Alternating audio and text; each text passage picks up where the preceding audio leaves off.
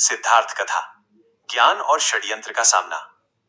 अध्याय 1। राजसभा में महासंवाद।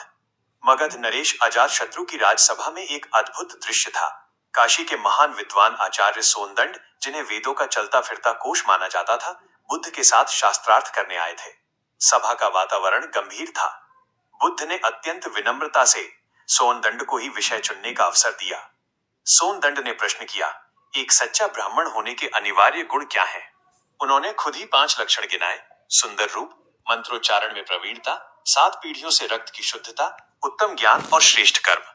बुद्ध ने धीरे से पूछा, आचार्य, क्या इन 5 का होना अनिवार्य है? क्या किसी के बिना भी कोई ब्राह्मण हो सकता है? सोनदंड ने गहराई से सोचा। उन्होंने स्वीकार किया कि रूप और कुल तो बाहरी हैं, मंत्र रटना भी केवल स्मृति है। अंततः वे इस बात पर आए कि ज्ञान और सत्कर्म ही वे 2 स्तंभ हैं जिनके बिना व्यक्ति का पतन निश्चित है।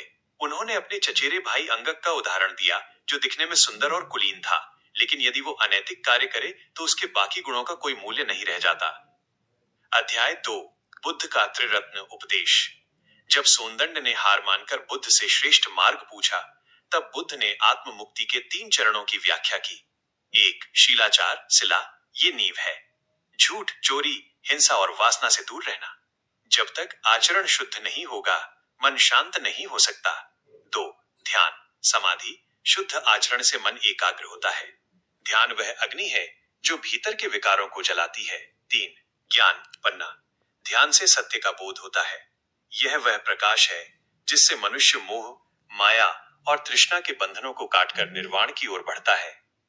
अध्याय 3। कलंक का प्रहार और बुद्ध की शांति। बुद्ध की इस बढ़ती लोकप्रियता से राजकुमार अजातशत्रु और बुद्ध का चचेरा भाई देवदत्त विचलित थे। उन्होंने बुद्ध को अपमानित करने के लिए एक घृणित चाल चली। एक गर्भवती स्त्री चिंचामानवक को सभा में भेजा गया। उसने बुद्ध पर उंगली उठाते हुए उनके चरित्र पर लांछन लगाया। पूरी सभा क्रोध और आश्चर्य में थी, लेकिन बुद्ध के चेहरे पर वही चिरपरिचित शांति थी। उन्होंने न तो सफाई दी, न ही उस स्त्री पर क्रोध किया। बुद्ध ने बस इतना कहा, पुत्री, इस सत्य की साक्षी केवल तुम और मैं हैं। बुद्ध की इस अगाध शांति और करुणा के सामने वह स्त्री ठहर न सकी। जल्द ही उसका छल उजागर हो गया। अजातशत्रु का षड्यंत्र विफल रहा और सभा ने बुद्ध के प्रति और अधिक श्रद्धा व्यक्त की। अध्याय 4। सोनदंड का हृदय परिवर्तन। आचार्य सोनदंड ये सब देख रहे थे। उन्होंने देखा कि कैसे बुद्ध ने अपमान को भी करुणा में बदल दिया। उन्होंने महसूस किया कि उनका किताबी ज्ञान बुद्ध के व्यावहारिक ज्ञान के सामने बहुत छोटा है।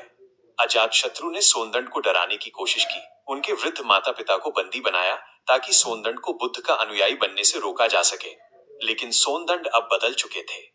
उन्होंने कहा, महाराज, जिसने खुद को जीत लिया